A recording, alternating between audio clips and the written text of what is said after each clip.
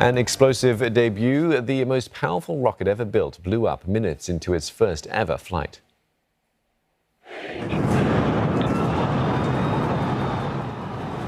SpaceX's new giant Starship lifted off at around 8:30 a.m. local time from Starbase, the SpaceX spaceport in Texas. But on its way up, a few engine flameouts could be seen. Around 4 minutes into the launch, ground control initiated what it calls a flight termination system on the rocket. Let's launch our analysis with Dr. Brad Tucker. He's an astrophysicist and cosmologist at the Australian National University. Professor Tucker, thank you for joining us. Help us understand what happened to the SpaceX launch. Yes, there was a few different anomalies that happened. So as you were talking about, firstly, on the launch up, the Starship, this new rocket, has 33 engines. There was a few that started obviously not ignited, a few flamed out quickly, where by the time it reached the peak height it got to, 39 kilometers, 6 engines weren't burning. Now, that's not the end of the world. In fact, it probably still could have made it into orbit or at least higher. But what then happens is when it reaches a certain height, the rocket rotates, and the idea is the top part, the Starship, which is where eventually people will go, the space vehicle, detaches from the rest of the rocket, the booster. The booster comes back down and lands and eventually is reused, and the ship would take off. As it started to rotate, it didn't decouple, and therefore then started to tumble. And as you said, it then exploded, and this was on purpose. This triggered a safety mechanism to essentially make sure that the rocket exploded there and didn't come down to the ground and crash and then explode, which would have been disastrous. So a few different malfunctions along the way, one major one, but the explosion ultimately was for safety reasons. Now, Elon Musk seemed unfazed by the failure and had even played down expectations before the launch, saying, with a test like this, success comes from what we learn. Is this just putting a brave face on it, or is this just the reality of how difficult these things are? It's a bit of both, I would say, but this is a reality of how difficult it is and trying to break new ground. This is the first time the actual rocket booster, the bottom part, launched. So the fact that it did get off at all, which was great, it launched again 39 kilometers and it didn't blow up on the launch pad. In the early days of rocketry, especially when the US was developing their rockets for space, so many of them blew up on the launch pad. One of the reasons why SpaceX develops as quickly as it does is they do learn from their mistakes. They're not worried about actually failure because they realize if it flies, they at least get data, they get measurements, they get testing, and that informs the next one that they can improve in.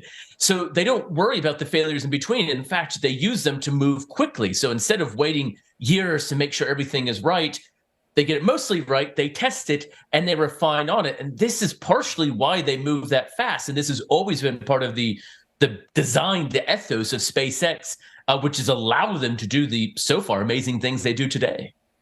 Failing fast, I've heard that before. What will Musk and his SpaceX team then be looking to learn from what happened from this flight? Yeah, so there's obviously the two main ones. Why did those engines eventually flame out or not ignite altogether? There's a number of reasons. It could be from hydraulic pressures to the design on the ground. Why didn't it separate? Again, that could be related to those engines. Third, there was also a small factor. At the ground control where the rocket was essentially sitting, there was a lot of dust and a little bit of damage to the pad or the structure holding the rocket. Now, they actually knew, the design went in, that this was a risk. And in fact, it showed that this created a problem. And that problem actually could have created dust that actually affected the engines, which even could have affected the decoupling later. So they're going to look at all of it, require obviously some redesigns on each stage, including potentially on the ground, but try and test again in a few months' time. They've already mentioned a few months. They already scheduled previously with this launch that they would do 3 or 4 orbital launches going up and going around the Earth before they do anything more. So that was already part of the plan, and they knew not everything would work anyways, but those are clearly going to be the first things off the rank to perfect and study.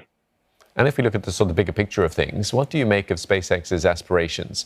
Musk has said that his sole purpose for founding SpaceX was to develop a vehicle like Starship that could establish a human settlement on Mars.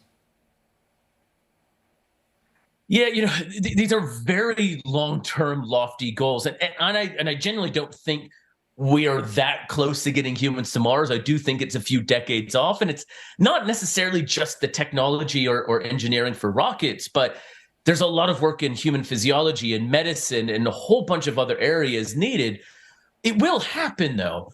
I think one of the things it is allowing for is more stuff to get into space, and that actually is critical to get to Mars.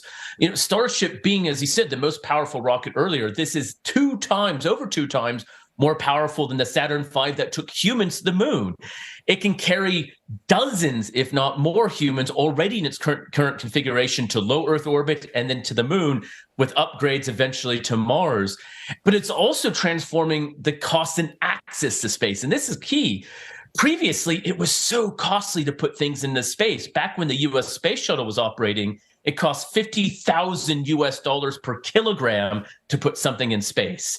With the current Falcon 9 SpaceX operates and the reusability, that cost has plummeted to $1,000 to $2,000. And Starship, because it should be just as effective but carrying more, can actually bring that down to a few $100s. And that's going to transform access and use of space globally across the world, and countries and private companies, and actually private tourism. So it's a big, ambitious goal with that set on the mind, but the steps in between are actually going to transform generally what happens in space. Well, thank you so much, Professor, for putting it all into perspective for us. Dr. Brad Tucker, astrophysicist and cosmologist at the Australian National University.